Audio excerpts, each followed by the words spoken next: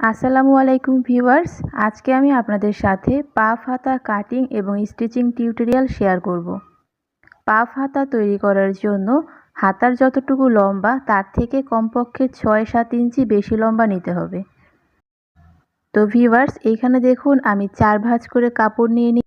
আমাদের হাতার বেসিক লম্বা হচ্ছে ১৭ ইঞ্চি, তো এখানে আমি দেখুন ২৫ ইঞ্চি নিয়েছি। আমি এখানে ৭ ইঞ্চি কাপড় বেশি নিয়েছি।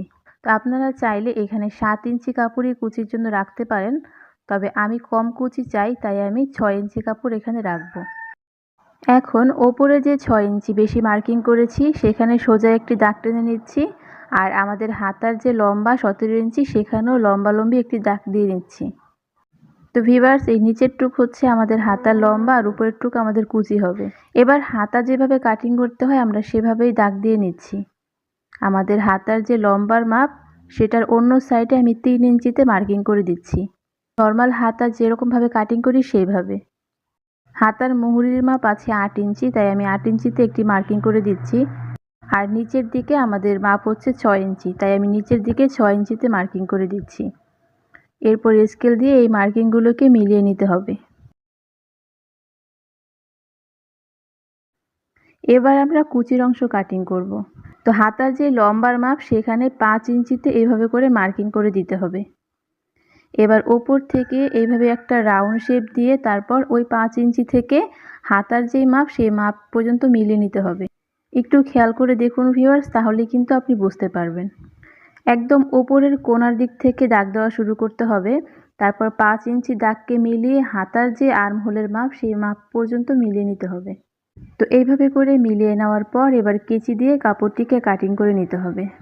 খুবই সহজ ভিউয়ার্স, একটু মনোযোগ সহকারে দেখলেই কিন্তু ইজিলি এটা আপনারা পারবেন। দেখুন ভিউয়ার্স, পাফ হাতা কাটিং করে নিয়েছি। এবার আমাদের হাতার যে লম্বার মাপটা আছে সেখানে আমাদের একটা মার্কিং করে দিতে হবে। এই অংশটা আমাদের এইভাবে করে কুচি হবে ভিউয়ার্স। তো আমি একটু হাতাটিকে খুলে আপনাদেরকে ভালো করে বুঝিয়ে দিচ্ছি যে কিভাবে আপনারা কুচি সেলাই করবেন। প্রথমেই হাতার যে একদম সেন্টার আছে মাঝখানটা সেখানে চক দিয়ে একটি মার্কিং করে নেবেন। এই মার্কিংয়ের দুই সাইডে আমাদের কুচি হবে, আর কুচিগুলো এই মার্কিংয়ের দিকে মুখ করে থাকবে, এইভাবে করে ভিউয়ার্স। আপনাদের সুবিধার জন্য আমি সেলাই করেও দেখিয়ে দিচ্ছি একবার। প্রথমে এক পাশের কুচি দিতে হবে, তারপর আর এক পাশের কুচি দিতে হবে।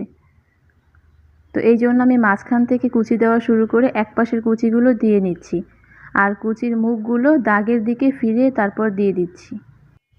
যেই চিহ্নটি আমরা করেছিলাম হাতার লম্বার অংশে সেই চিহ্ন পর্যন্ত কুচি আমি দিয়ে নিয়েছি। তো এখানে আমাদের ৬টা কুচি হয়েছে। অন্য পাশেও ভিউয়ার্স সমান কুচি দিতে হবে, অর্থাৎ অন্য পাশেও ৬টা কুচি দিয়ে নিতে হবে।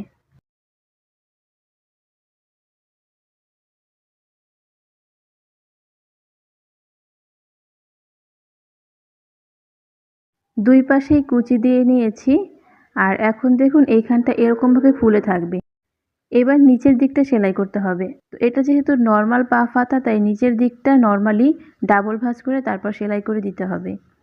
আমরা হাতার নিচের দিকটা যেভাবে সেলাই করে থাকি ঠিক ওই রকমভাবে।